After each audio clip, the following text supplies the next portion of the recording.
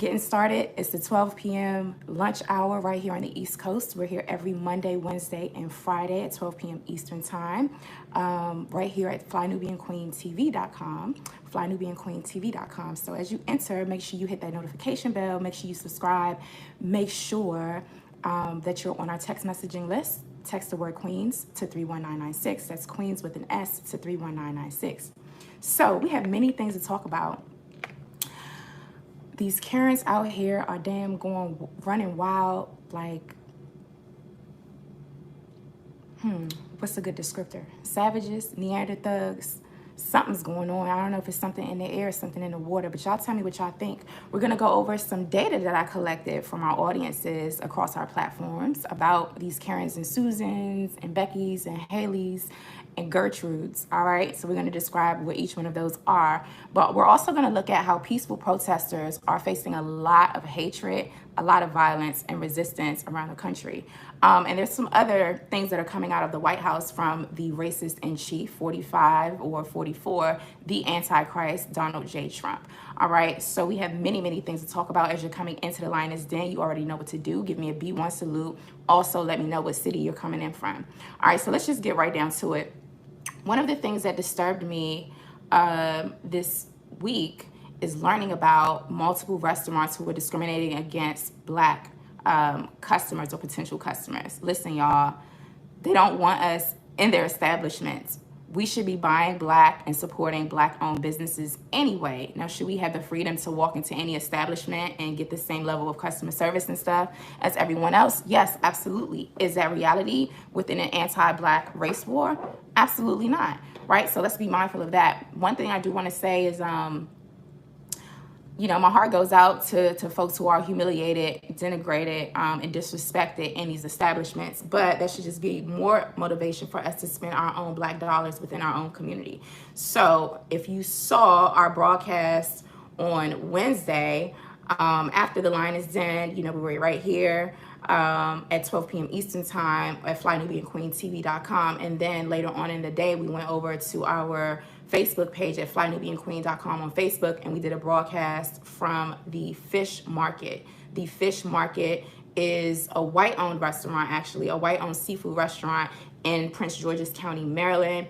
The name of the city or the town itself is called Clinton, Maryland. And so this restaurant, this Fish Market, had been around for a long time. They cater to a Black demographic of all ages, but like the older generation, older folks, they really, really, really do love this place. But either way, there were protests happening outside of that restaurant because the white male owner was accused of racism, not just in one incident that took place last Saturday, but then also other complaints coming from Black folk. And over the years, especially over the last 6 years, from what I've learned, is that he's lost a lot of Black business because when Obama was in office, he had a problem with it and was making very, very racist comments about Obama, and it turned a lot of people off. So either way, you know, the story goes that a brother went into the restaurant on Saturday with an I Can't Breathe t-shirt on, and the owner initially denied him entry. It was like, oh my God, how could you come in here with that t-shirt? That's so awful.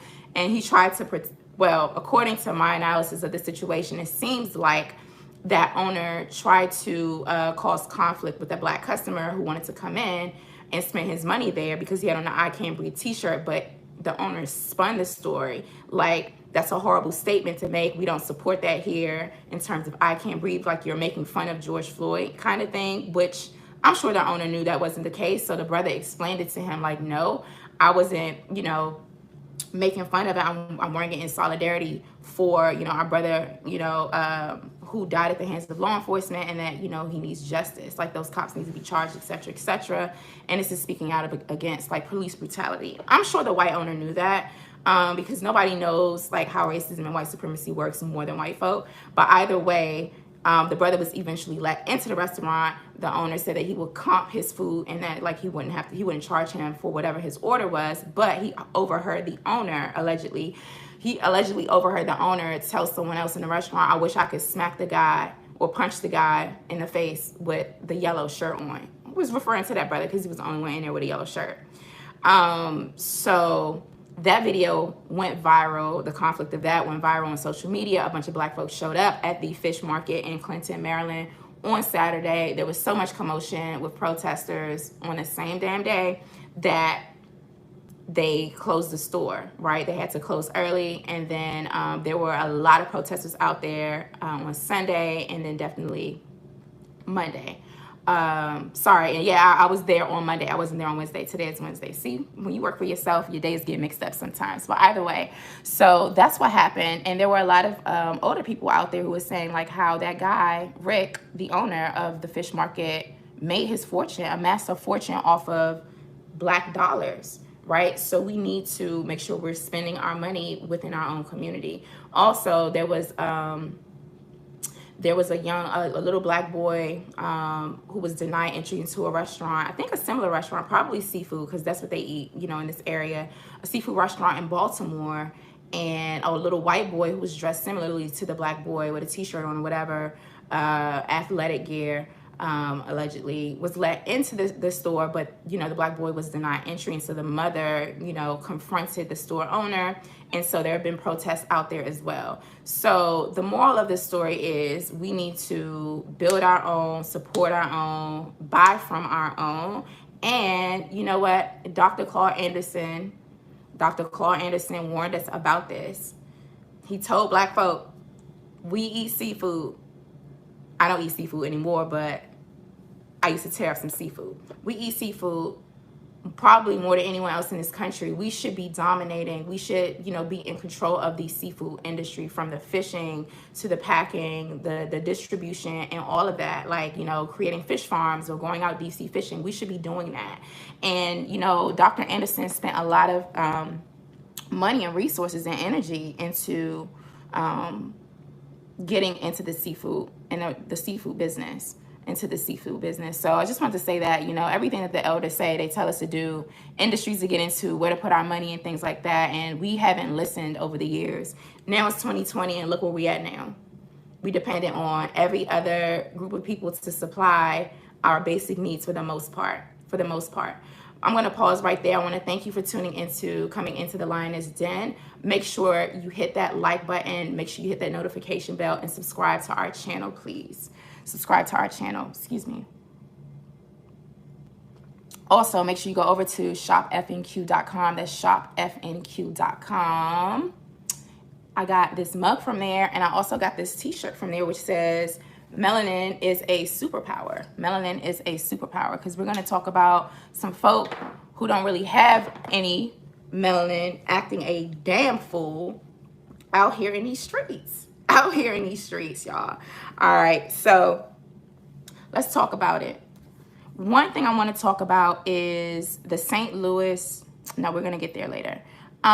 Police in riot gear confront a peaceful vigil, like a violent vigil, for Elijah McClain with pepper spray. But before I do that, I need to take care of some housekeeping. I'm going to make sure I read the copyright disclaimer. Under Section 107 of the Copyright Act of 1976, allowance is made for fair use for purposes such as criticism, comment, news reporting, teaching, scholarship, and research. Fair use is a use permitted by copyright statute that might otherwise be infringing. Nonprofit, educational, or personal use tips the balance in favor of fair use. Thank you all for hitting that like button for me as well.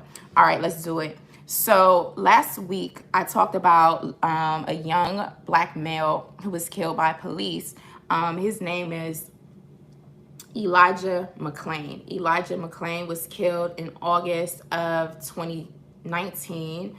And he was walking to the store to buy like an iced tea or a beverage for a younger relative. He was stopped by police because he had on a ski mask. Someone had called 911 on him, and he was eventually like put into a chokehold and then passed away, you know, days or some time later. But the issue we have here is that police in riot gear confronted a peaceful violent vigil for Elijah McClain with pepper spray. So that is out of MSNBC. I'm going to go to a different one for this story because I want to make sure I read like what happened. That is a video. All right. So as I'm doing that, I want to thank you all for tuning into flynubianqueen.com, the network for melanated women like you and some brothers like you. We're here every Monday, Wednesday, Friday at 12 p.m. Eastern time. Also, make sure you visit our shop at shopfnq.com. That's shopfnq.com. Also, check out our business programming at flynubianbusiness.com and our other programming at flynubianmoney.com. Flynubianmoney.com. All right, y'all. So I will look at this one from The Guardian. From The Guardian. Again, it's pretty short. This one, it says, riot police confront peaceful violent vigil for Elijah McClain with pepper spray. Police in riot gear confronted protesters in Aurora, Colorado, who had gathered at a violent vigil for Elijah McClain. And Elijah McClain was a 23-year-old known for his violin playing, who died after he was put in a neck hold by police in suburban Denver last year. Aurora Police Department said officers did not use tear gas on demonstrators, but said pepper spray was used to make sure protesters were moving back. So what we got is that the Aurora Police Department basically defended these officers in riot gear, pepper spraying peaceful violinists who are protesting and really honoring, you know, the life of Elijah McClain. Now, this story hit home for a lot of people because there was a video about him, his last words to law enforcement, you know, as they were like choking him and coming after him. And there were other videos and things that circulated about this young man who's only 23 years old, who many people didn't know about. Many people didn't know that this story took place. And again, with these racial uprisings, these uprisings that are happening around our country, we're seeing more and more that like a lot of these stories of police brutality, you know, excessive force, and people who have died and been abused at the hands of law enforcement are coming forward. And they're using these protests that are calling for police reform and or the defunding of police. They're also using these demonstrations to honor, you know, to honor some folk. And I just thought that was a shame. So I watched that video. You can go to The Guardian and see it. There isn't much written about this. I mean, based off of what I saw, but you just basically see, you know, the family is very, very upset. They, you know, spoke on TMZ. So there's a TMZ video about, you know, the family. The TMZ video also shows the pepper spray. And this is like really, really unnecessary. But if y'all remember, I had someone call in by the name of Grown Man. I want to thank everyone for hitting that like button the other week. Grown Man, who is an 18-year, you know, veteran, like, or he was active for 18 years in the U.S. military, and was talking about how things like pepper spray, rubber bullets, the tear gas, and all of these things, even the flashbang grenades, have been used to weaponize peaceful protesters. And these things are supposed to be used to disperse crowds, but not to necessarily attack anyone directly. But they're totally weaponizing these non-lethal, or these means of military, I guess, like weaponry, but they're supposed to be like non-lethal. But anyway, y'all tell me what y'all think about this. If you heard about the violin protesters being pepper sprayed, you know, Elijah McClain's family is very, very upset. People were really disgusted about this. It was just ridiculous.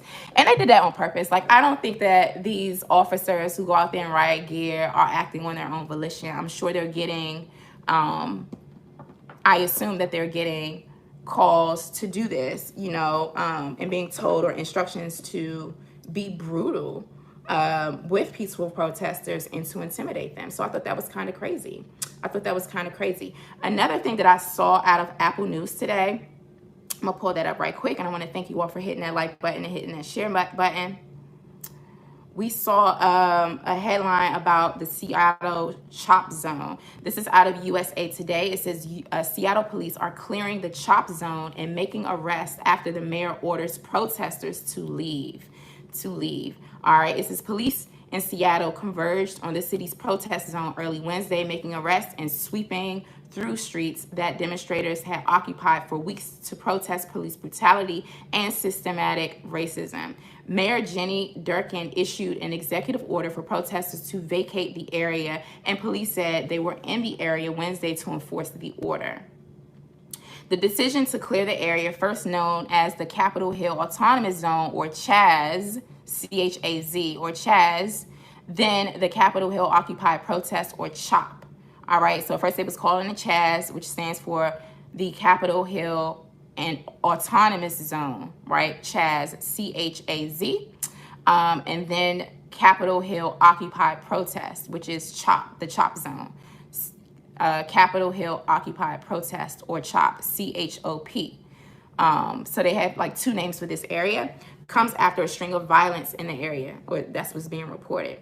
At least 2 fatal shootings occurred in the CHOP in recent weeks, and police say other shootings, robberies, and violence have occurred since protesters first took over the area after police abandoned their East Precinct nearby. Seattle Police Chief Carmen Best said she supports peaceful protests, but, quote, enough is enough. The CHOP has become lawless and brutal. That's what's being reported, y'all. It says Seattle police said on Twitter that it had made at least 23 arrests, and officers were responding to the area with, quote, additional protective gear, end quote, as they believe suspects in recent crimes may be in the area and others may be armed. Very, very interesting. Very interesting. Officers tore down fences, cleared trash, and poked around bushes in the CHOP on Wednesday. Most protesters had left several hours after police began clearing the area around 5 a.m. A loud bang was heard around about 6:15 a.m., followed by a cloud of smoke, though there were no clear signs of clashes between police and protesters. I'm going to say it again, though there were no clear signs of clashes between police and protesters. They heard a loud bang. The occupation of several block area in Seattle's Capitol Hill neighborhood began in early June, following several tense nights of protests outside the police precinct. Seattle, like many other cities around the United States, saw large demonstrations immediately following the death of George Floyd in Minneapolis. I find this to be particularly interesting because here you have an autonomous zone where people are like, nah, we're going to make sure rioters and looters and people who are like, we're not going to allow people to capitalize off of this opportunity to come into our area and inflict violence. So they were protecting themselves from, you know, weird undercover, like vigilantes or, you know, suspicious protesters who were violent, right? And law enforcement.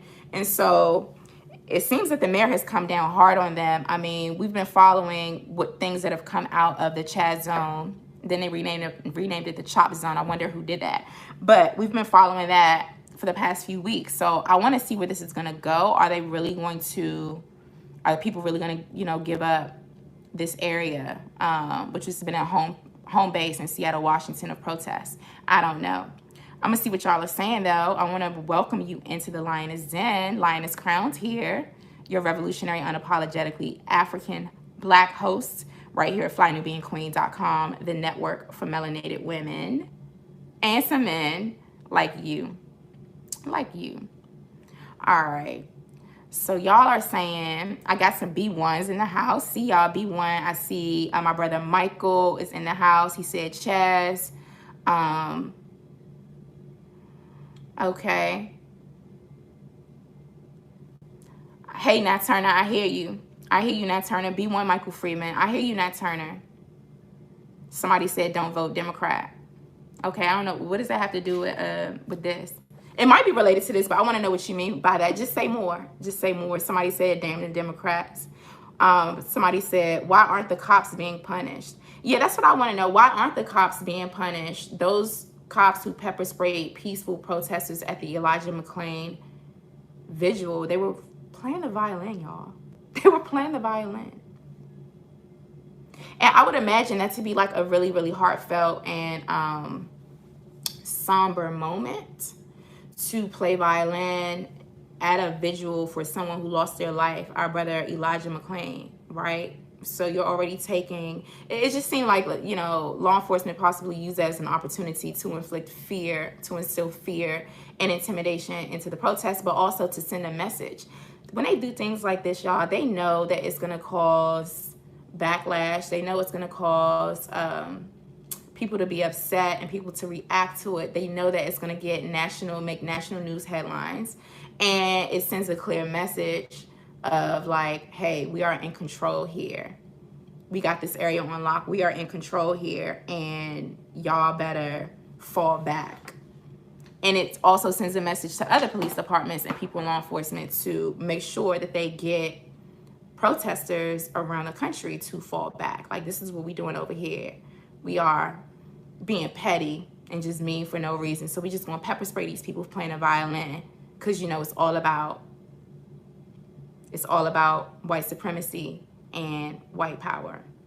That's the message that's being sent. So that's what's going out there. All right. I see y'all. So I want to thank you all for hitting that like button and coming into the Lioness Den.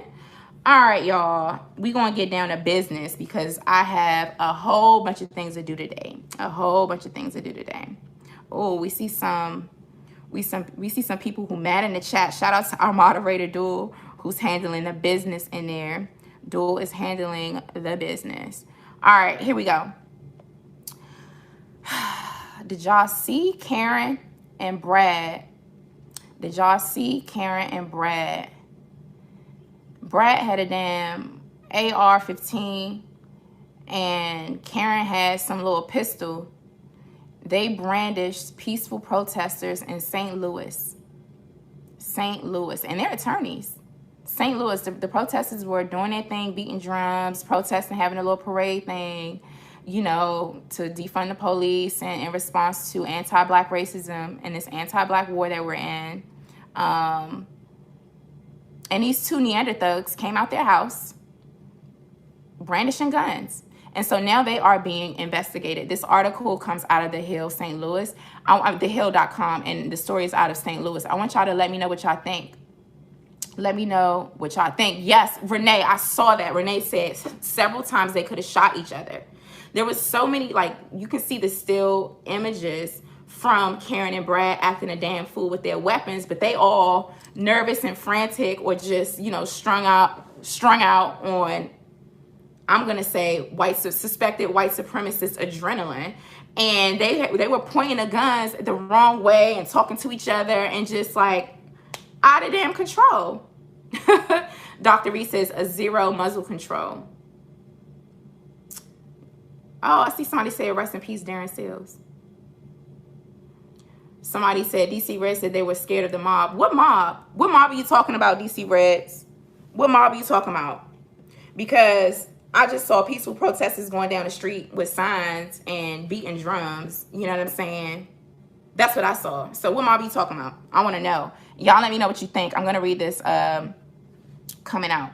St. Louis circuit attorney investigating couple that pointed guns at protesters. This came out yesterday.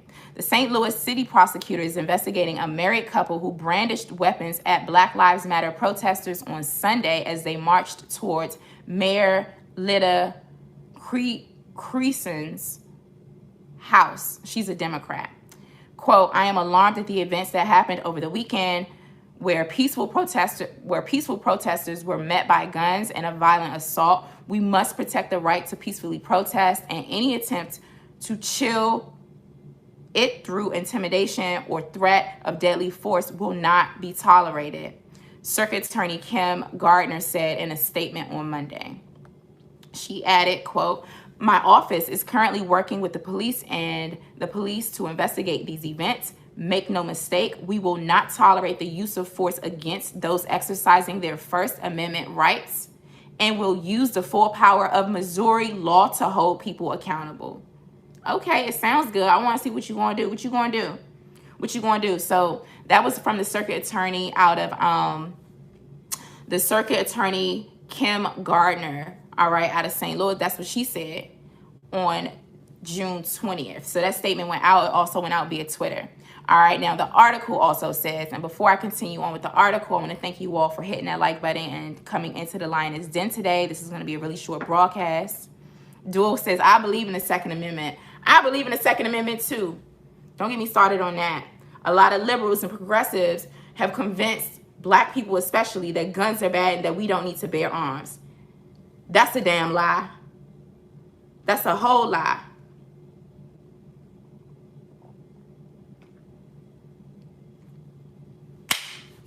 We in the lioness den, y'all. Monday, Wednesday, Friday at 12 p.m. Eastern Time, right here at FlyNubianQueenTV.com. Here we go. The incident took place Sunday night in the affluent Central West End neighborhood of St. Louis. Protesters were marching to Crewson's house to call for her resignation because of comments she made during a live-streamed briefing she gave on Friday. During her remarks, Crewson, who is 66 years old, revealed the names and addresses of activists who wrote her demanding sweeping policy reform. This prompted widespread ire and calls for Crewson's resignation. Did y'all just hear that? I want y'all to just focus right quick. I'm gonna need y'all to focus right quick on what I just said, on what I just read. Did you know that the mayor, who is a Democrat, somebody type in Democrat. Now, somebody said don't vote Democrat earlier. I was just wondering why y'all said that. Y'all probably said that for a different reason as to why I'm pointing out that this chick is a Democrat.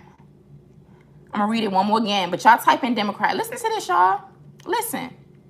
Here we go. Protesters were marching to Crewson's house to call for her resignation because of comments she made during a live-streamed briefing she gave on Friday. During her remarks, Crewson, who is 66 years old, revealed the names and addresses of activists who wrote her demanding sweeping policy reform. This prompted widespread ire and calls for her resignation. Renee said, wow. So you mean to tell me that this chick, hold up. Mayor, type in her name, right? She needs to be out. She needs to be gone. She needs to be gone. I'm about to go in. Mayor Lyda, L-Y-D-A. Mayor, L-Y-D-A. Crewson, K-R-E-W-S-O-N.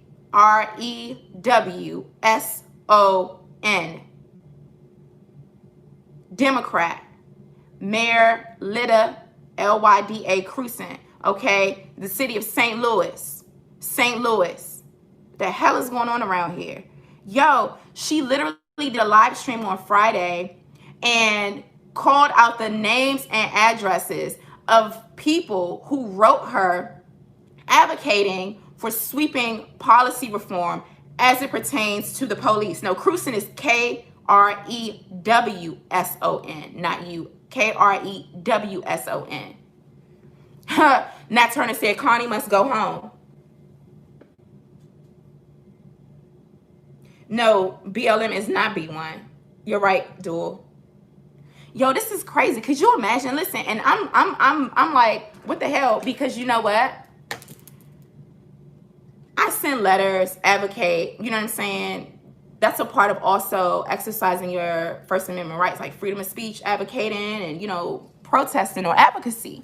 But for her to do a live stream and reveal the names of protesters and their addresses puts a target on their backs. You can't tell me that that wasn't an intentional move to not only silence them or intimidate them, but to scare them and put their lives in danger. It's people out here making death threats. And not only are they making death threats, they're actually following through with them. Give me a number estimate about how many brothers and sisters were found hanging from trees. Let's just focus on not everybody who's died or been killed or kidnapped or whatever, but hanging from trees in the past, like, let's say, 4 weeks. How many can we estimate?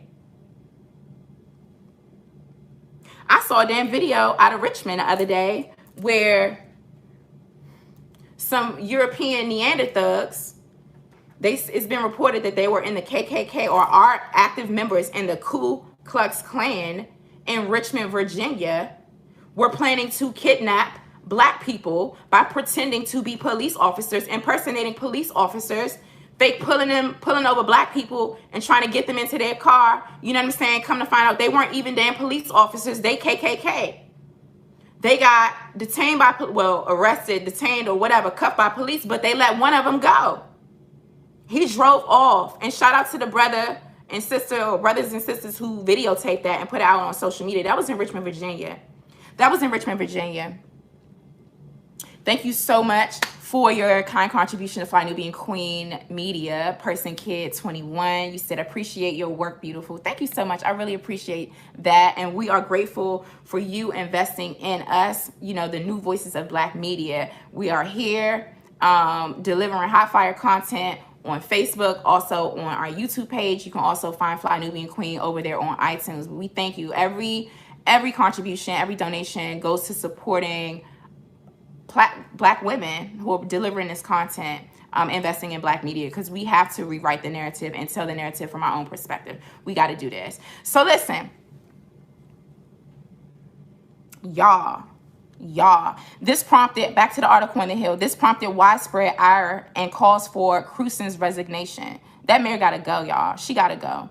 It says Crusen lives in one of the neighborhood's gated community. So she lives in a gated community in St. Louis. The couple who brandished the weapons, Mark and Patricia McClain, type their names in. Well, you know, Brad and Karen, but their real names are Mark, M-A-R-K, and Patricia, P-A-T-R-I-C-I-A. Last name is McClain, M-C-C-L-O-S-K-E-Y. Mark and Patricia McClain, a.k.a. Karen and Brad Neanderthugs, Esquire. All right, so Crusen lives, it says, Crusen lives in one of the neighborhood's gated communities. The couple who brandished the weapons, Mark and Patricia McClain, told the police that they had heard a commotion and saw, quote, a large group of subjects forcefully break an iron gate marked with no trespassing and private street signs. So that's how they white-splaining. Somebody say white-splaining. White-splaining. Thank you all for hitting that like button. Everyone, on the count of 3, hit that like button, because we're about to go all the way in, and we got to get to the bottom of what the hell is going on with the evolution of these Karens. They go from Karen to Gertrude and many stages in between. I'm talking about, when I say them, I'm talking about the white supremacist female. Very, very specific. The white supremacist female and their stages of development, right? But yeah, y'all type in white-splaining, because they white-splaining now. All right, so Mark and Patricia McClain told the police that they heard a commotion and saw, quote, a large group of subjects forcefully break an iron gate marked with no trespassing and private street signs, end quote. Yeah, Gertrude. Oh, we going in. We going to describe each and every one of them. And shout out to everyone who saw the memes on FlyNubianQueen.com's Facebook page, and also in the community section of our YouTube channel. Because we got to talk about it. We got to talk about it. Quote, the article says, quote, the group began yelling obscenities and threats of harm to both victims, end quote. St. Louis police told the St. Louis Post-Dispatch, quote, when the victims observed multiple subjects who were armed, they then armed themselves and contacted police, end quote.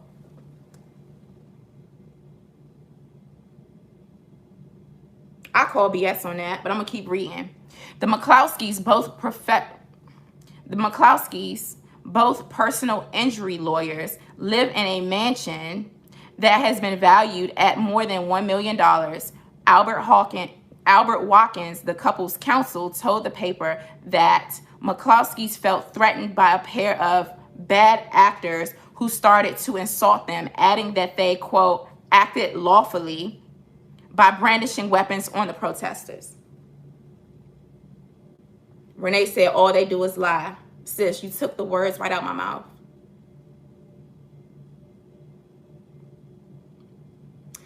It says the video of the incident had been viewed millions of times on social media. Absolutely. Absolutely. Millions of times, because they are out of damn control. So I don't know if y'all seen it. The thumbnail in this, at first I was like, right, because they was looking all stupid out there brandishing their weapons on these peaceful protesters. But I changed the thumbnail to this broadcast to, I put up a picture of them you know, Brad or Mark, aka Brad, was holding a damn AR-15, and Karen, aka Patricia, or Patricia, aka Karen, was holding some little silver pistol. All right. The article says, Anders Walker, a constitutional law professor at St. Louis University, told the Post-Dispatch, that's a publication, that Missouri's Castle Doctrine makes what the McCloskeys did legal, albeit dangerous. White-splaining at its finest. Absolutely, Dark Void. White-splaining like hell. Anders Walker, a constitutional law professor at St. Louis University, told the Post-Dispatch that Missouri's Castle Doctrine makes what the McCloskeys did legal, albeit dangerous. I'm white and I say so. That's what they working with. They working with I'm white and I say so. Missouri's Castle Doctrine allows residents to use lethal force to get people off of private property. Black folk in Missouri, y'all hear this? Missouri's Castle Doctrine allows residents to use lethal force to get people off of private property. This is how they finessing the whole thing, right? But that's what that's what they were using in the court of law. Yes, she could have blown her husband's head off. Karen could have blown Brad's head off. They were acting a damn fool. That would have been real ironic, wouldn't it? Woo, if that was caught on tape. They trying to be out and intimidate, you know what I'm saying? Act like deputized race soldiers. If she would have blown his head off in front of all those people with the cameras rolling. How much sympathy do y'all think I would have on a scale of 0 to 10? How much sympathy do you think I would have had if that would have actually happened? Y'all let me know. Y'all put some numbers in. How much sympathy do you think me, Lioness Crown, would have had Karen, aka Patricia, blown off Brad's, aka Mark's head with her little pistol when they was in the middle of their little white supremacist amygdala hijack? How much you think?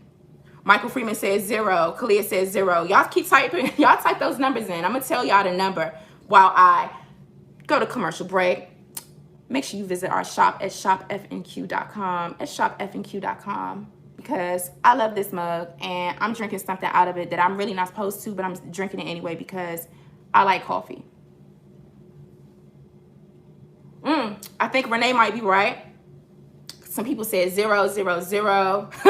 Somebody said 0.000. Sympathy. Tremel Nicholas said 0 to 0.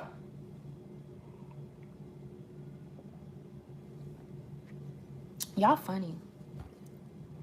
Negative. Terry Jones said negative 0.000. Oh, your wife is awesome. Tell her I say hey. Charisma Cousin said 0.000. Yeah, it would be like in a negative like 1,000, negative 1 million. I wouldn't give it. Listen, I would not give a damn. I have no empathy, no sympathy when it comes on to people who do evil things. Listen, we in the middle of a war, an anti-black war. Somebody type in anti-black war.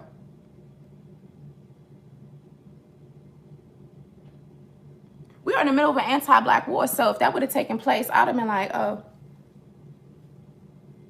You know what I'm saying? Now, death happens. We never make fun of death. You know what I'm saying? That's the spiritual principle. You just be humble about it. You don't celebrate. Well, I'll speak for myself. I wouldn't celebrate it per se because there's still an aspect of it that, you know, you just respect life and death. You respect death because it's going to come to all of us at some point, right? But I wouldn't have no sympathy. I wouldn't have no sympathy. But that would have been interesting. I don't know what the hell was going on with them. If they was in there, I don't know if they was like, you know, snorting lines or something. You know what I'm saying? Thank you for your contribution to flynubianqueen.com. We really, really appreciate you. I don't know if they was doing what they like to do. Some of these people like to do a crystal meth and stuff like that. I don't know what was going on.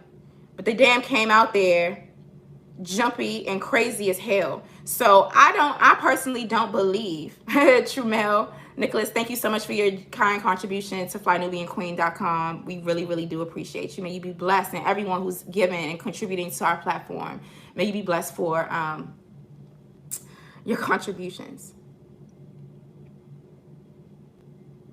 Yeah, it's an anti-black war going on. So they are saying that the Missouri Castle Doctrine allows residents to use lethal force to get people off of private property. Okay, now they're also saying the McCloskeys claim that, quote, the group began yelling obscenities and threats of harm to both victims, end quote. St. Louis police told St. Louis Post-Dispatch, quote, when the victims observed multiple subjects who were armed, they then armed themselves and contacted the police. That's what they're alleging. That's what their counsel echoed that, and then that's what the St. Louis Police Department said. Of course they gonna pay for these people. Of course. White lies. Hashtag white lies. Big, bold white lies. Quote, there's no right to protest on those streets, end quote, Walker explained. Quote, the protesters thought they had a right to protest, but as a technical matter, they were not allowed to be there, end quote. Y'all hear this? He added, quote, it's essentially a private estate. If anyone was violating the law, it was the protesters. In fact, if the McCloskeys have photos of the protesters, they could go after them for trespassing, end quote. So what y'all think they're about to do next? Y'all hit that like button and y'all let me know. Black Intelligence says that's a lie. Terry Jones said, but no protesters were on their property. See, that's the thing. They're saying that this was a gated, like a private community, and the regulations or the rules or the law or whatever in that private community that they're alleging is that they were trespassing on private property. They should not have been on the property, that they should not have been in the area. Castle Doctrine, I'm white and I say so. So y'all saw that, right? Y'all saw that. And oftentimes, see, this is a thing.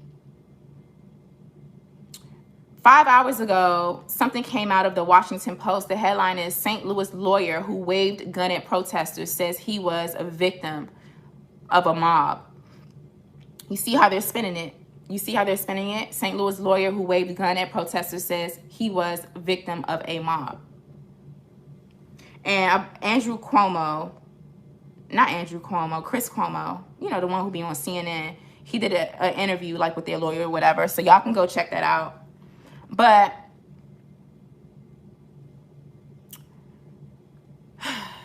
yeah, the nerve. Absolutely the nerve. But are we surprised? Are we shocked? No.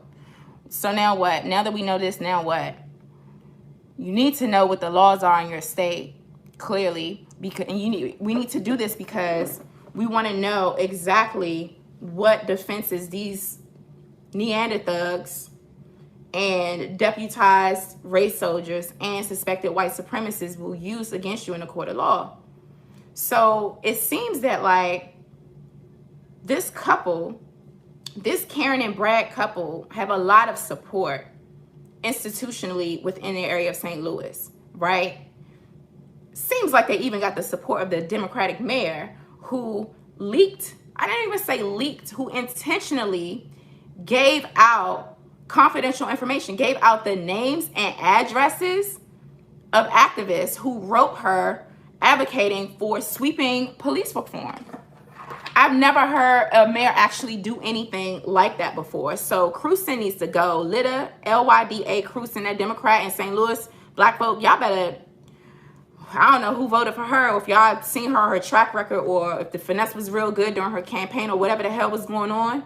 But that's crazy to me. So my heart goes out to those protesters who actually did write that letter, whose names and information, whose addresses were leaked. So they claim to be threatened. It's the same old song and dance. It's the same old thing. Now, another article that came out 2 days ago from Fox 6 Now says, attorney Armed protesters broke iron gate, threatened St. Louis couple before they drew their guns. Okay, I'm white and I said so. I'm white and I said so. Y'all want to know how old they are? How old do y'all think Karen and Brad are, y'all? How old y'all think they are? Al Watkins, an attorney for Mark McClain. Renee says 70. Interesting. How old y'all think they are? Black Intelligence says 70. E-Daddy 506 said 30s or 40s. I don't know if you saw the thumbnail. They look 100 to me. Michael said 44. BJ says 60s or 70s. LeVar Ball, interesting, 30. Pamela says 65. Yo, SJ's tripping. SJ said they 20, but they look 65. So, according to this, we got the attorney, Al Watkins. Their attorney says that Mark McClain is 63 and that his wife, Patricia McClain, aka Karen, is 61. Okay? And that they said that the protest was largely peaceful and the pair did not bring their guns outside of the home until two men in particular, both of whom were white, started menacing them. So they claim that two white men menaced them and brought guns outside. So you know what's interesting about that, y'all? If you follow if you're in the Lioness Den on a regular basis and you see me out there at these sorts of events, and what did I tell you on Monday? What did I tell you on Monday? What did I tell you when I was at the Lincoln statue and a suspected white supremacist alt-right leader by the name of Jack Posobian showed up and a whole commotion showed up that broke up a rally? What do y'all think I'm about to say about this? I'm gonna read it again. Al Watkins, the attorney, said the protest was largely peaceful and the pair did not bring their guns outside of the home until two men in particular, both of whom were white, started menacing. What y'all think I'm about to say about that? I'm going to say, first I'm going to say thank you for tuning in to FlyNubianQueen.com, the network for melanated women like you. I want everyone to hit the like button on a count of 3. 1, 2, 3. Thank you all for hitting that like button and for tuning in to the Lioness Den. You got the heart of a lioness and the heart of a lion. You're welcome here. If you be one, you know you black first, you're welcome here. If you denounce any and all forms of anti-black racism and white supremacy, you're welcome here. And if not, you can get the hell up out the paint. 100.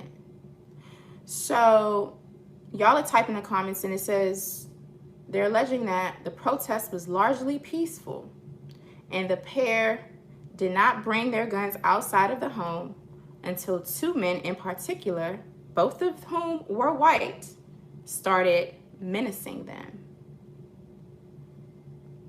Now, 1, always look out for any and everybody. I don't give a damn if they're blue, green, yellow, orange, black, white, purple, anyone who is menacing at what's supposed to be a peaceful protest. That's supposed to be a peaceful protest. You always keep your eyes, your head is on a swivel. And if you see someone who's intentionally trying to provoke other people who are there protesting or law enforcement or just random people, then you move away from them and you pay attention to people's behaviors. That's always a red flag. Always, always, always, always, because it shows that they're there to start something because they had their own agenda. Now think about this. Yes, I'm getting there, Paul Hardwick, who said pale protesters entered those so-called gates first. Now, the next thing I'm going to say is you never really know what you're looking at because you don't know who people are and what their agenda is. And you don't know who is with who or what the hell is going on. You really don't know. You really don't know. A lot of these things are orchestrated, right? Or coordinated. So if two white men started menacing Karen and Brad, let's say if this is true, this is my spirit speaking, and my experience speaking, and my ancestors and everything else speaking, to really hip you on some game. If it is true that Brad and Karen, or Mark and Patricia, were in their house or on their property and didn't get their guns until two white men started menacing them, then I have to ask a question as to whether those white menaces did that on purpose. Was that something that was planned ahead of time to justify Mark and Patricia, aka Karen and Brad, coming outside with that damn AR-15 and a pistol? Was this orchestrated? Was this coordinated? And by having white men menace, if they actually menaced on purpose, if this is actually something that's coordinated, y'all walk with me. If they did that, and if two white men did that, then that will be used in a defense for Karen and Brad, aka Mark and Patricia McClain, to show that they're not racist, because they didn't point guns or whatever initially at black protesters. They weren't coming after black peaceful protesters. They were coming after, allegedly, right? If this theory is correct, they were coming after white people who were menacing them and broke their iron gate and, you know, started acting up, right? So what do y'all think about that? Because at this point, clearly I wasn't there. You weren't there. We weren't there. We're getting all of this information or misinformation, we actually don't know, from the news. But we saw something. We saw a video. And what I saw in that video was white fear and white rage. I saw hate from Brad and Karen. Hatred. Very strong hatred. And I saw two Neanderthugs. Now, who the hell knows? Listen, if white people were actually menacing and did this, and then they responded in that way, it could have been orchestrated. Could have been coordinated. It could have been to take, you know, for them to just send another signal to other white folks around the country, like, hey, we have rights. We're not with all this Black Lives Matter stuff or with all this defunding the police stuff. We have rights. We bear arms. We're in control. White supremacy rules supreme of the day. So this is what we're doing with our AR-15 and our pistol, or whatever the hell they got, brandishing peaceful protesters because somebody was threatening their property, and they're going to try to invoke the Missouri Castle Doctrine and all of that other stuff. Think about this. Think about it. Because we really don't know what the veracity is, of this story or these allegations and like these accounts of what happened. But I tell you what, I saw white rage, I saw hatred, and I saw a lot of damn fear. JBW says dog whistles. Very interesting. Very interesting. The McClain, listen to this. The McClains, he said, were hesitant to come forward with the full story out of fear that they would, quote, disparage the importance of Black Lives Matter, end quote. I'm going to read it again. The McClain, he said, were hesitant to come forward with the full story out of fear that they would, quote, disparage the importance of Black Lives Matter. Somebody said lies.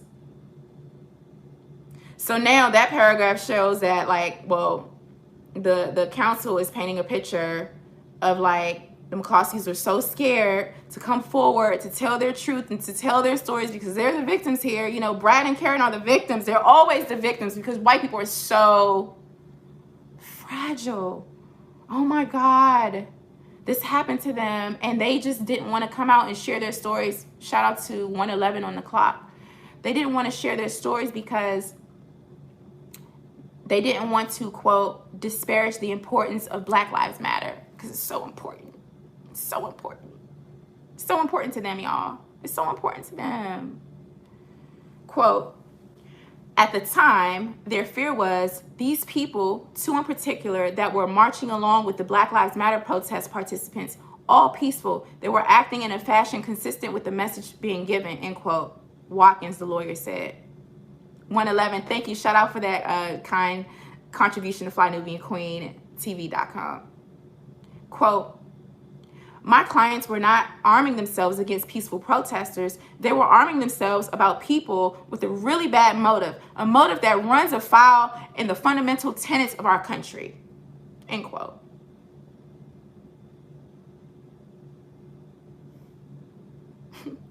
Real Abiola says, why are these two being described as victims?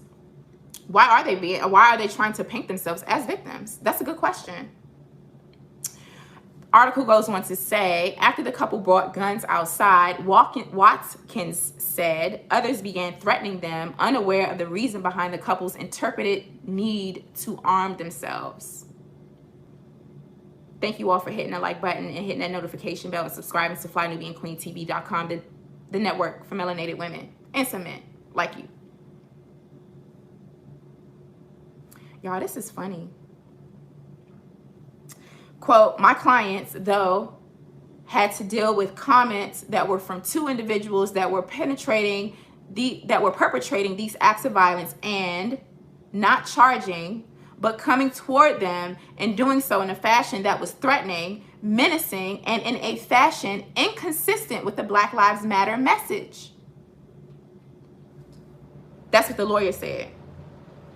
The pair called the St. Louis Police Department shortly before 7:30 p.m. Sunday. They told arriving officers that they had heard a commotion and upon their investigating further, quote, observed a large group of subjects forcefully breaking an iron gate marked with no trespassing and private street signs, end quote, according to an incident summary provided by Fox News by the department. The police report does not identify the McCloskeys as the victims. The police report does not identify the McCloskeys as the victims. Quote, once through the gate, the victims advised the group that they were on a private street and trespassing and told them to leave, end quote. The police summary further states, the group began yelling obscenities and threats of harm to both victims. When the victims observed multiple subjects who were armed, they had then armed themselves and contacted police, end quote. How many times did they say the same damn thing over and over again? Threatening, threats, threatening, harm, other words, victims. They're calling them victims. They call them Karen and Brad victims. Imagine that, y'all. Yelling obscenities and threats of harm. Okay.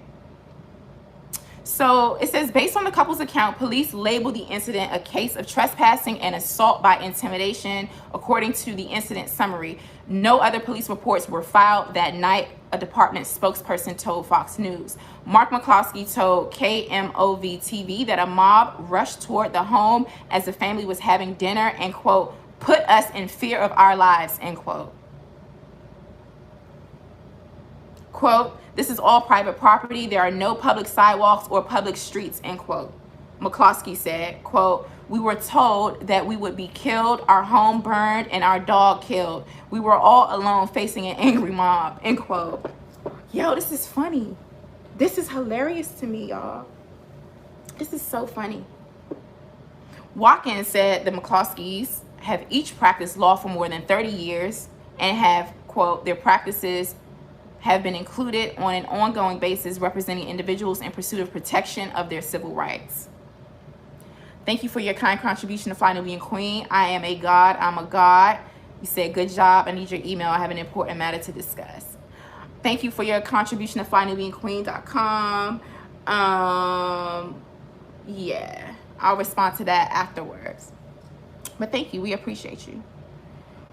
Watkins, they practice law for 30 years, so they know exactly how to finesse the rules. You see what I'm saying? They know exactly like how to finesse. That's what I think, y'all. Y'all tell me what y'all think. And it says that they have been protecting or advocating for or representing people in pursuit of protection of their civil rights. So this is showing me that the McCloskeys are saying that, hey, we're good white people. We would never brandish, our guns or just come out and just start waving them at black people. We would never do that, or at people who are, wanting to see police reform and speaking out against police brutality, we would never do that. We're good white people. 100, quote, 100% of my clients in those cases have been people of color, end quote, Watkins said. So this is when I take my scarf off. This is when I take my scarf off. And this is when I let my locks down so I can get the energy to flow through, shake out my dreads, shake out my locks. As I'm doing that, y'all can hit that like button. I'm gonna read that again. Quote, 100% of my clients in those cases have been people of color, their attorney said. We can't be racist. My clients can't be racist because they have been representing people of color as their lawyers, trying to get them some civil rights and justice. They could never be racist. It's kind of like when, who said that? Did Donald Trump or somebody say, I don't have a racist bone in my body? It's like saying, hey, I'm a good white person. And we know that's a damn lie. Terry Jones is laughing at me. Don't laugh. That's a damn lie. Listen. Y'all listen up. Meanwhile, the protesters were reportedly marching toward Mayor Lyda Crewson's home to demand her resignation. The group of at least 500 people chanted, "Resign, Lydia. Take the cops with you," news outlets reported. Thank you so much for your kind contribution, Sister Monique Hines. Thank you for sharing the truth. Oh, thank you for supporting us at Fly Nubian Queen, and God bless you. Thank you. The group of at least 500 people chanted, "Resign, Lydia, take the cops with you," news outlets reported. Crewson, the mayor, her ass needs to go. Excuse my language. She need to go. That Democratic mayor in St. Louis who leaked the names and addresses of some activists who wrote her advocating for sweeping police reform, policy reform. She went on a public live and gave the names and addresses of those activists. She gots to go. Gots to go. Gots to go. Anyway, Crewson, the mayor, has faced demands for her resignation after a Facebook Live briefing on Friday where the white mayor read the names of those wanting to defund the police force. The video was removed and Crewson apologized the same day, saying she didn't intend to cause distress.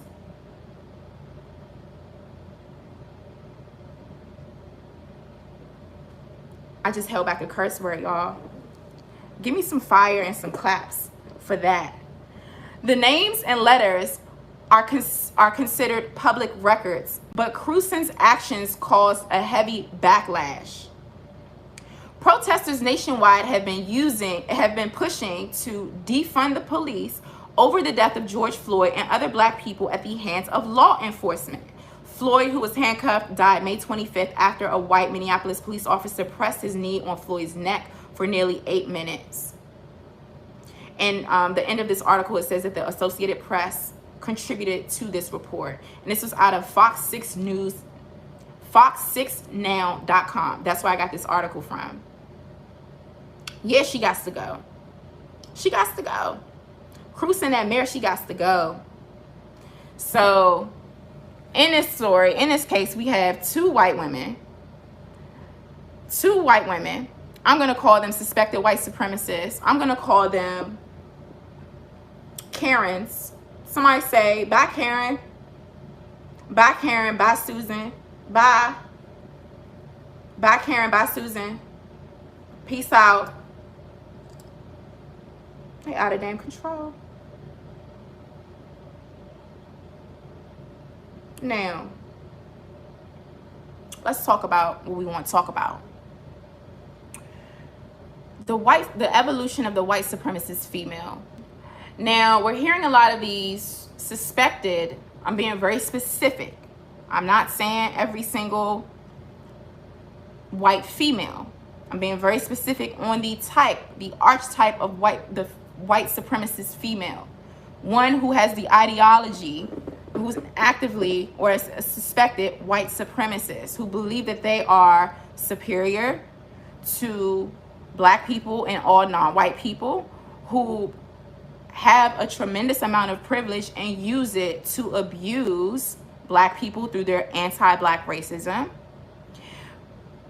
The suspected white supremacist cries foul. She agitates situations and plays the victim, never takes responsibility for her actions, has internalized that she is superior to everyone else, has internalized that she can control and dominate everyone in every space, who is not a white male. And so there's some memes going around circulating, and listen, these suspected white supremacist females are crying foul and are likening the term Karen to the N-word. They are likening the term Karen to the N-word. Well, what you mean, Jade? Well, what I mean is, what do we mean here? There was a tweet that came out by some Karen. I'm gonna call her a Karen, and we're gonna break down what a Karen is in just a moment, so y'all rock with me. And you know, before we get into the meat and potatoes of what I'm about to say, I need everyone to hit that like button, and I'm gonna go to commercial break. I'm gonna let you know that you are in the lioness den. This is a black space, black first space, a courageous space, a brave space, a fearless space, a revolutionary space, a black empowerment space. And we are here every Monday, Wednesday, and Friday, right here at FlyNubianQueenTV.com. That's FlyNubianQueenTV.com. Monday, Wednesdays, and Fridays at 12 p.m. Eastern Time. Make sure you tune in. And also make sure you tune in to all of our content from all of our queens who are going all the way in. Our sisters, our queens on our network are going all the way in on this anti-black war that we are in. And I want y'all to hashtag this. Hashtag no anti-black racism. Hashtag it. No anti-black racism.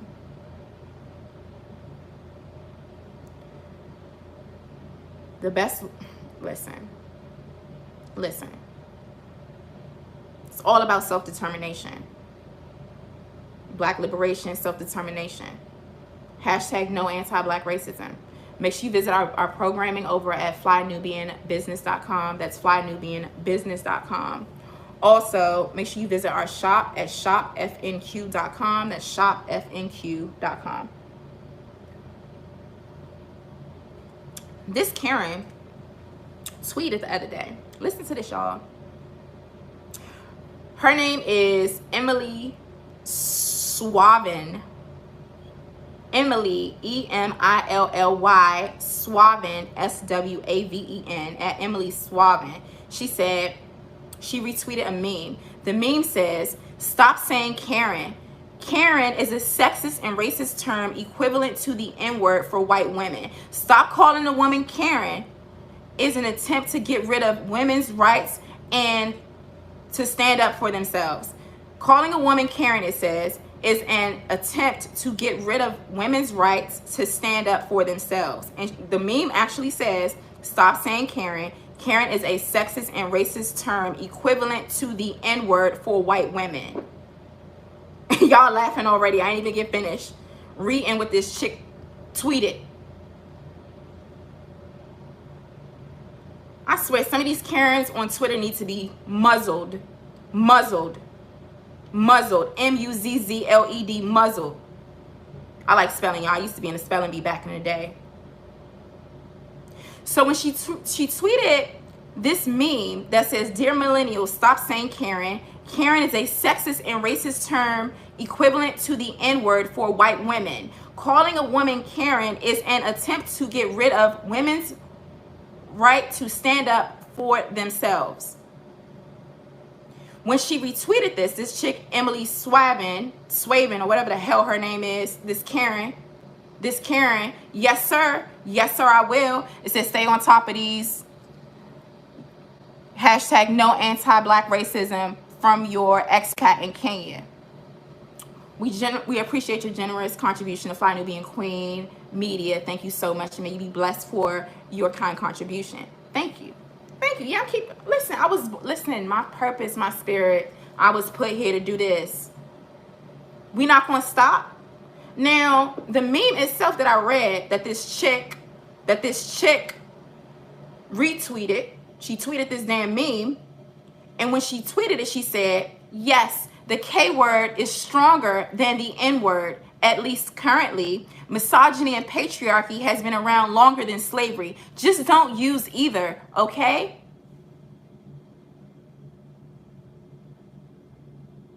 Bish. B-I-S-H-H, bitch. The K word is stronger than the N word. Karen, please. Karen, please. So anyway, that's what that Karen said. That's what that Karen said, y'all. That's what she said. Now, the evolution of the Karen. The very specific, the white supremacist, suspected white supremacist, white privileged, self-absorbed, violent, highly manipulative, highly disrespectful, victim playing, Neanderthug, descendant of cave beasts, anti-black racist, white supremacist, female. All right, I described it pretty properly. Now, according to this meme that I put up, I'm gonna show y'all right quick. Hold on. This is a meme. All right, you can take a look at it later. I'm gonna read it. It got the ages, the age range, and like the different names and stages of the evolution of the white supremacist female. I didn't say just any old regular white female. I'm talking about the white supremacist female. Haley, right? She's ages 0 to 18. Y'all type in 0 to 18 Haley, H-A-L-E-Y, according to this meme. H-A-L-E-Y, Haley, ages 0 to 18. Her mentality, according to this meme, it says, if you say the N-word, why can't I? If you say nigga, why can't I? That's the mentality. It's just like, well, you can say it. Why can't I say it? I want to say it too. No fair. I want to say it too. That's Haley, right? Haley is, you know, a young white supremacist female in training. You know, she's being groomed between the ages of 0 to 18. And it's very self-absorbed. It's very, very entitled. She may play with your black kids. She may listen to hip-hop music. She may know how to Dougie and all that stuff. And she listens to rap. She probably listens to Cardi B and all of that. And she wants to be able to say the N-word. She wants to be able to use her white privilege to denigrate other black people. Because, like, we're all friends, right? It's not a big problem, but it's highly manipulative. Now we got Becky. Somebody type in Becky, ages 19 to 35. Becky, ages 19 to 35. This is a suspected white supremacist. This is stage 2 in their evolution. Or should I say de-evolution? Becky, ages 19 to 35. According to this meme, this suspected white supremacist female within this age range has morphed from Haley into Becky. So she used to be like, if you can say nigga, why can't I, right? By the time Becky hits the age of 18 to 35, she's shouting, all lives matter. Not just black lives, all lives matter. All lives matter. Every single life. You can't say black lives matter. That's racist. All lives matter. And Becky likes the black D. Somebody type in the black D. The God rod. She likes it. That's what she wants. So, you know, Becky will sleep with you. Becky will hang out with you after work for happy hour, spy on you, be nosy.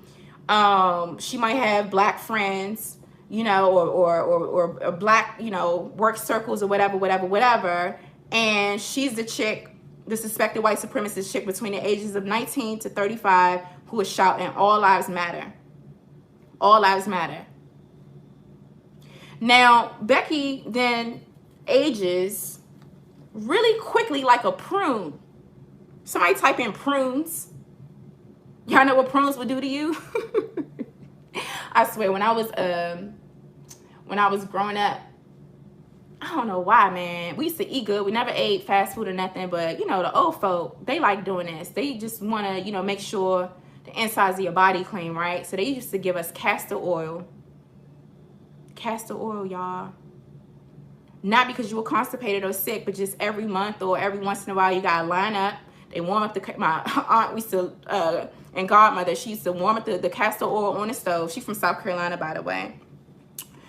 Warm up the damn castor oil on the stove. It stank. We used to have to line up by height. Take a big old serving spoon, right? Like a big old serving spoon, and cut up an orange, and you gotta take castor oil. You get a dose of it, and don't spit it out, you know, but it's supposed to, you know, clean out your body, you know, get a good clean wash out or whatever. I mean, I know one time, like, I spit it out and I ran home because I wasn't going to take it again, and I knew I was like, oh my gosh, somebody gonna come after me with a switch. But they actually laughed at me. I was just turning red. I was like, oh, I can't do the castor oil. But anyway, another alternative would be prunes. You eat prunes, you drink prune juice. That's if you constipated. If you constipated, especially as a little kid, you eat prunes, you drink prune juice. If you know what prunes are, they look lovely. They're like nice little fruits, but then they shrink, you know, really quickly, and they wrinkle up. You know, prunes, they wrinkle up, and they're bitter as hell. They're bitter. And so when we think about Becky aging, right, after she's 35, between the ages of 35 and 45, Becky turns into a prune and becomes a Karen. Type in Karen, ages 35 to 45. And y'all hit that like button for me right quick. Hit that like button. Y'all tripping. I'm going in. I got time. I got time today. I got time today. I got time.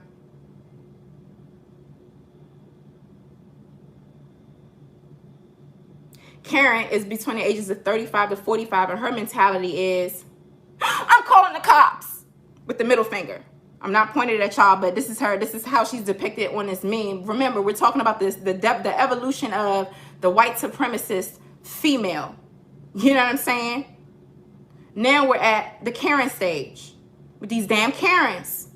This chick, Patricia McCloskey, and her Mark McCloskey, brandishing weapons because they were in fear of their lives. Oh my God. Castle Doctrine, Missouri, and all of that other stuff, calling the cops. Karen, ages 35 to 45, her mentality is like, I'm calling the cops. I'm calling the police on you.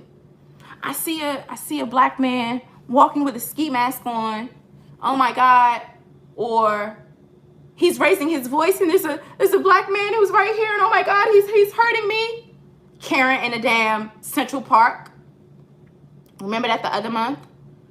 These Karens acting a damn fool in Walmart and everywhere else. You know what I'm saying? So their mentality, when they turn into prunes, goes from all lives matter from the Becky stage and graduates onto the Karen stage. They 35 to 45, looking dry as hell. And their mentality is, I'm calling the cops. Well then, you know, when you don't have the superpower that is melanin, shout out to shopfnq.com, by the way, you can get yours. Shout out to shopfnq.com. When Karen goes to this 10-year stage, so after she's 45 to 60, that 15-year period, Karen turns into a damn Susan. She turns into a Susan, right? Somebody type in Susan 45 to 60. 45 to 60. Now, the white supremacy has set in and marinated, you know what I'm saying? All that prune juice, that anti-black racist vitriol, it marinates, you know, for a nice, over a 15-year period. And as that prune juice is marinating, it gets a little fermented. Y'all ever tasted a fermented drink? Any beer drinkers or wine drinkers, wine connoisseurs or anything like that in the house? You know, you let that prune juice sit long enough.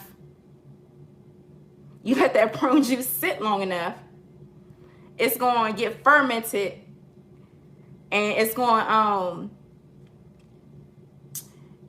develop some alcohol in it. And the prune juice starts to grow alcohol and fermentation, and let it set long enough, you take a sip of it, you might get a little buzz, right? So that prune juice was Karen Stark that got wrinkly, and now Susan is age 45 to 60. You know what her mentality is?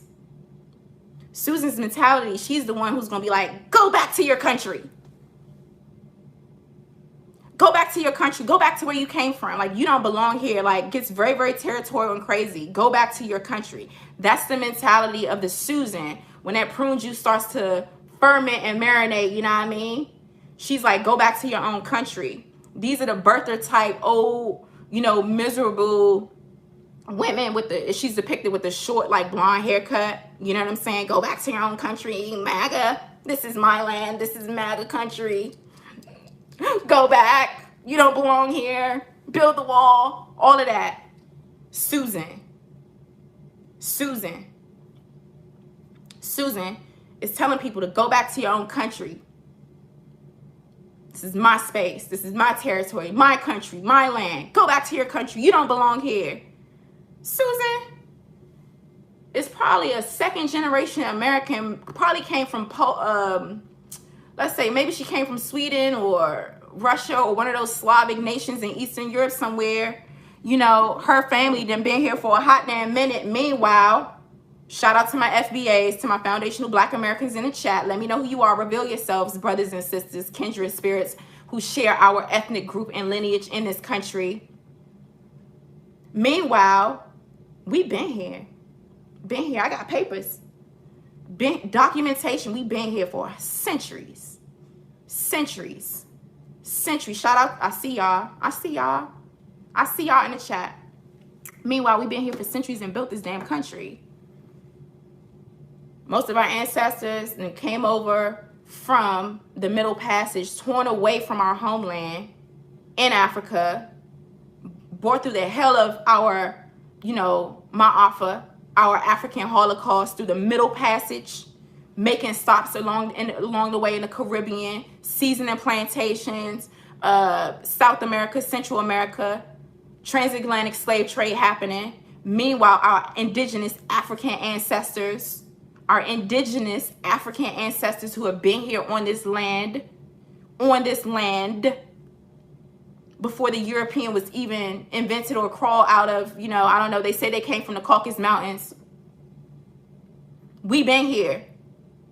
But meanwhile, Susan, ages 45 to 60, because of that, the fermentation of that prune juice got her mind all mixed up. That white supremacist mindset of hers all mixed up, that she really feels that she is authorized and deputized to say, go back to your country. That's Susan. That's Susan. Now, what's the final stage, y'all? What's their name? 65 and older. And what's their mentality? What y'all think?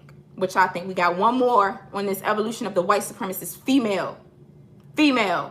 Where Karen came from and who she gonna be when she's 65 years old and older.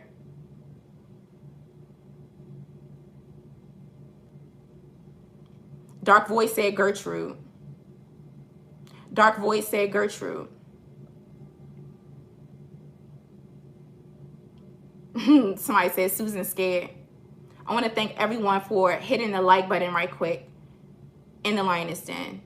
Every Monday, Wednesday, Friday, Lioness Crowned here, your revolutionary, unapologetically Black African host, FlyNubianQueen.com, the network for melanated women and some men like you. Thank you for texting the word Queens to 31996. That's Queens with an S to 31996. Carol, is it the name Carol? So Gertrude. Don't say it, Amy. Y'all funny. Let me take a sip. This is not prune juice, by the way. And it's not fermented. Millicent, yo, oh my gosh. Pixie Glam, hilarious.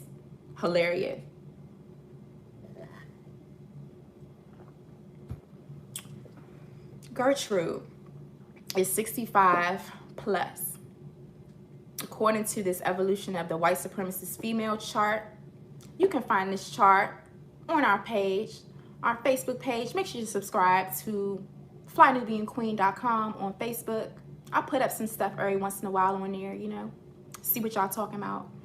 And then you can also find this diagram of the evolution of the white supremacist female on our community page right here at flynubianqueentv.com, which is our Fly Nubian Queen YouTube channel. Thank you for subscribing. Thank you for hitting that like button and that notification bell. Thank you all for your comments under this diagram, because lastly, on this diagram, we have Gertrude. Gertrude. Now, I had a great cousin. I love her so much. She was, oh my gosh, she was amazing. Like, she lived a great long life. We live a long life around here in my family. Thank you so much, Michael Battle, for your generous contribution to Fly Nubian Queen. And her name was, birth name was Gertrude. And we abbreviated it, you know, called her Cousin Gert. But Gertrude, she don't get a abbreviated nickname, you know what I'm saying? Because nicknames are a form of endearment when you shorten the name, I guess, when you abbreviate it. But this chick don't get that. Now, Gertrude is on here brandishing a pistol. Y'all type in Gertrude, 65 years old. 65 plus. And Gertrude's mentality, this seasoned elder female white supremacist. We're talking about white supremacist, the white supremacist female, right? Her mentality is, back in my day, we used to kill you niggas. Back in my day, we used to hang you niggas from trees. Back in my day, you couldn't look at me as a white woman. Back in my day, they didn't live in our neighborhood. Back in my day, she is devoted, right, with the last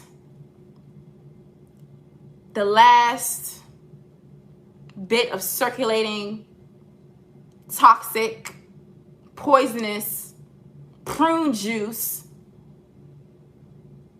circulating through her blue-green varicose veins that you can see, because, you know, there's an absence of melanin, which is a superpower. So this Gertrude with that toxic, bitter prune juice that's all fermented and poisonous at this point, it's probably like got like salmonella in it, and, you know, it's probably like, you know, make you go to the bathroom a lot and that kind of thing. Her mentality is, back in my day, right? She wants to carry on that legacy of white supremacy, wants to really see the things go back to the way that they were when she was growing up, and the way that the racial hierarchy existed in this country when her grandparents were white and living their white privileged lives. She remembers those things and is very nostalgic about those things and wants to reinforce that, and it's okay with reinforcing it. It's okay with reinforcing it. Yeah, Terry Jones said mayonnaise included. Prune juice and mayonnaise? Yeah. Yeah. No, I don't really care today, Michael. I don't care. I don't care. I don't care. So Gertrude got that toxic fermented prune juice. She's 65 plus years old. She's very, very nostalgic about back in the good old days. Back in the good old days of American white supremacy, we used to, you know, and she's ready to enforce that. She's ready to make that happen, and she wants to, in every way, avenge her ancestors, you know, for what has happened to them, or what she sees happening to her white race and her white privilege, you know, being kicked off the pedestal, and will defend that, wants to defend that by any means necessary. So that's Gertrude. She is the 65-year-old plus white supremacist, right? Bitter as hell, toxic as all get out, disgusting white supremacist. So we went through those stages of it, but you know, everyone is just pretty much calling these fragile appearing, unstable, anti-black racist, suspected white supremacists Karens these days, right? So Karen is in the middle of this diagram that we just went through. She's in the middle of it, ages 35 to 65, but she might look like she Gertrude age, you know what I'm saying? Because when you're that bitter and hateful and toxic on the inside, it shows on the outside. And when you don't have any superpower that is melanin, then peace to you, solo dolo. Then, you know, you might pass for a Gertrude. A Karen might pass for a Gertrude or whatever. Because they, you know, whatever. So I wanted to walk you all through that, because the mentality in terms of the stages of development of the anti-black racist white supremacists, you know, it comes in different levels, right? So y'all see this meme, you let me know what you think. I actually did put a question on YouTube, is that, do you all think that every single white woman at some point in her life falls within at least one of these categories, right? I don't know the answers to that question. I don't know every white person, but I also know that every single white female is not a vitriolic, anti-black, racist, white supremacist in the same way that we're talking about it right now in this conversation. So I want to make sure that is clear. And I also, as an anti-racism trainer and educator, do know that different levels of transformation do occur when, let's say, these white women who have internalized white superiority and white racism, well, that's every white woman, because they all, by virtue of being white and living in this system, have internalized a superiority and privilege and are given privileges based off of their race. So let me backtrack and let me restate this. I know that with a lot of practice and them being intentional and committed to it, they can work to become anti-racist, right? So Becky could be a Becky between the ages of 35 and be saying, well, all lives matter, right? At one point. But then by the time she gets 65, 45 to 60, she might have had a level of racial education, or, you know, gone to therapy, or done some work, or read some books like White Fragility or White Rage, or these different things. And she may not be saying things like go back to your country at the age of 45 if she is working to become an anti-racist. So I wanted to make sure I put that out there as well. But for those who are committed to the system of anti-black racism, white supremacy, and who are actually white supremacist females, where I'm calling them Haley's, Becky's, Karen's, Susan's, and Gertrude's, or we can swap the names out. But this is a very, very particular type of lethal, deadly, anti-black racist white woman who is committed to upholding a system of white privilege and white supremacy. And they do so unapologetically, right? And so we need to know what we're dealing with when we encounter them. So that's what I have for you all today. I am excited to be here with you in the Lioness Den. I have meetings on my calendar. We didn't been here for a minute. I want to thank you all so much for tuning in. Make sure you are subscribed to us. Make sure you come into the Lioness Den on Friday at 12 p.m. Eastern Time. We are approaching the holiday. We are approaching the 4th of July. I want our people to be safe and to have your head on a swivel, be on code, and be on guard. People are saying that there's supposed to be some coordinated attacks, some looming threats onto black people. We know that people like to do fireworks and have cookouts and gather with family and stuff. This is not our holiday to celebrate, in my opinion. However, I am excited for the 4th of July this week, because our Honorable Minister Louis Farrakhan will be delivering an address to the entire world at 11 a.m. At 11 a.m., I'm not sure if that's Eastern Time or Central Time, but it will be 11 a.m. He's giving an address on NOI.org. That's NOI, nationofislam.org. I'll see you all before then, but we're going to talk about some things that are happening within this anti-black war that we're in. Hashtag no anti-black racism. Hashtag no anti-black racism. Okay, so thank you, Cassidra, who says it's going to be 11 a.m. Eastern Time on the 4th of July at NOI.org. I want you to go back and check out our sister Vicky Dillard's broadcast on this with Jake Tapper calling, you know, they've called, I mean, you know, they were protesting it within media. They didn't want the Honorable Minister Louis Farrakhan to air on Fox Soul, which is a cable news channel. He was supposed to, they were going to air it, but then they said nah, because, you know, a lot of white Jewish people in media, and a lot of just white people in general, and just people who have been brainwashed to believe that our beloved elder, the Honorable Minister Louis Farrakhan, is evil, and all of these lies that they've you know, projected onto him for decades.